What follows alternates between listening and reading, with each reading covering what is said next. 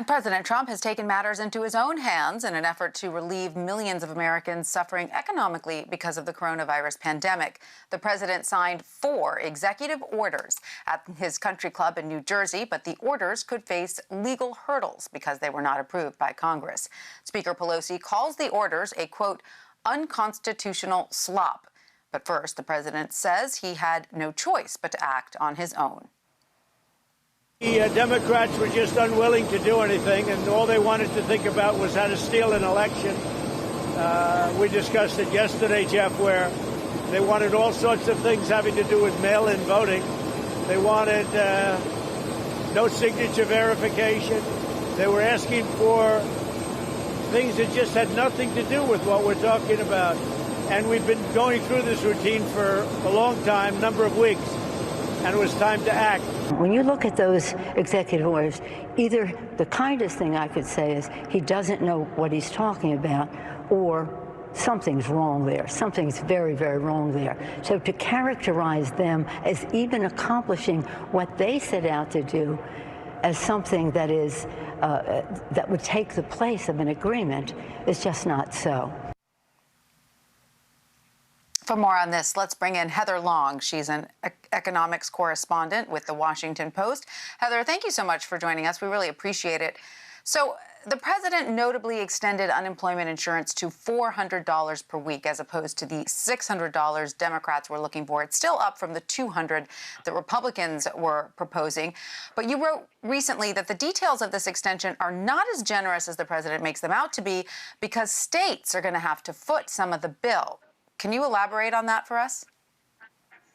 Yeah, there's a lot of question marks here on Monday morning about what President Trump actually accomplished over the weekend for about 30 million Americans who are still receiving unemployment aid from the government. According to what the president signed, it was actually a memorandum, not an executive order on Saturday regarding unemployment. The state would have to kick in $100 of that $400 payment. So some states are already saying, look, we don't have the money to do that. We're not sure we want to participate. And the second thing to note is this program is slightly different from what's been in place from March through July.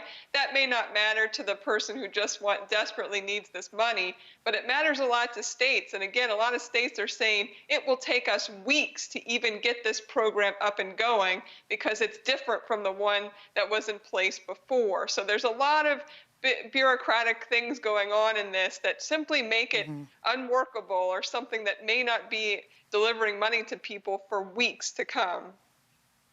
And so it's unclear whether, 300 could be sent out immediately and that 100 from the states come later, or whether they have to wait for the entire package to be put together, right? It's unclear at this point. Isn't that right, Heather?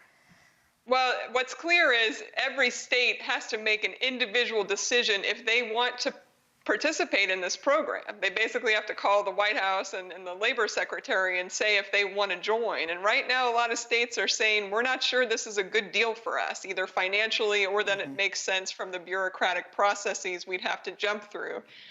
Everyone agrees the best thing that would happen is for Republicans and Democrats in Congress to get together and finally pass some legislation. Then there wouldn't be legal challenges and the money could get out a lot faster.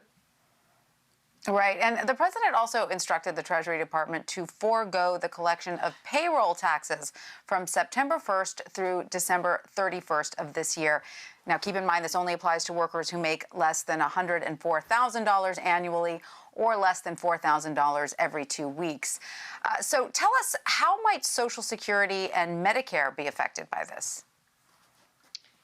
So there's been a lot of concern about what would happen. Obviously, these taxes, they're called payroll taxes. They normally take that money out of the paycheck in order to fund Social Security and Medicare. So obviously, if that money isn't coming out September through December, it's not going into the Social Security Trust Fund.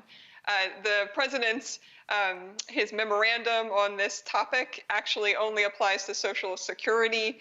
And the key point is, this is a postponement. It's a holiday of taxes. Those taxes would still be due at a later date. So in that sense, the Social Security Trust Fund isn't being decimated or it isn't being totally stolen from, because that money is going to have to be paid back at a later date.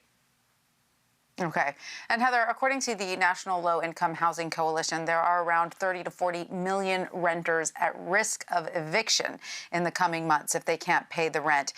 Was the president able to help alleviate some of those stresses for renters who are struggling right now?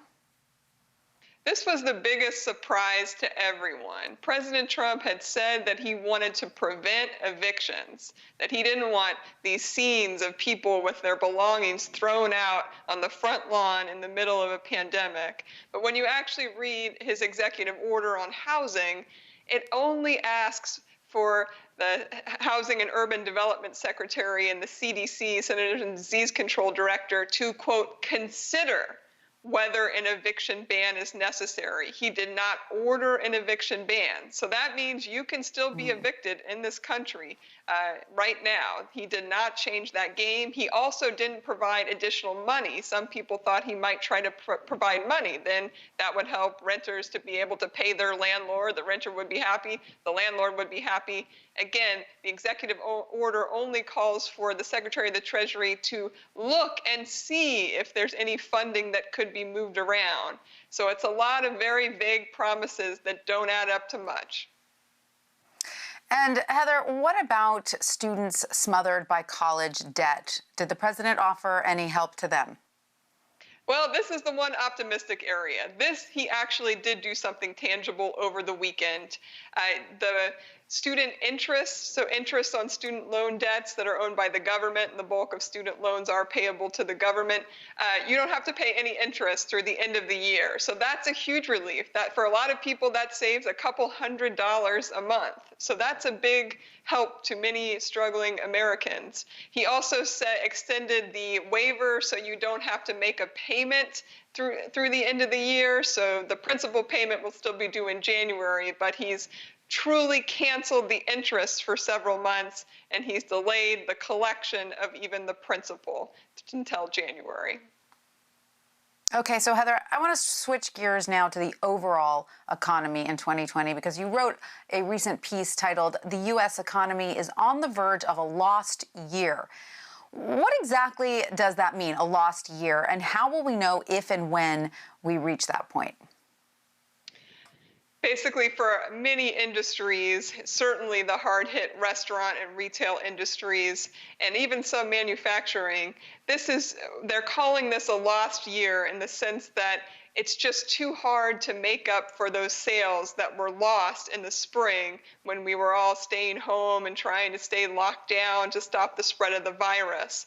And now, as we head into the fall, the hope was that we would mostly be reopened. Instead, what we're seeing is a lot of different parts of the country are having to put new restrictions on again, possibly consider shutdowns. Schools aren't reopening in many locations. And so that's what we mean by this lost year. Most people are saying, I just hope I get to the end of the year and I can basically just write it off as a wash. I'm not still in a deep hole that will last for years to come.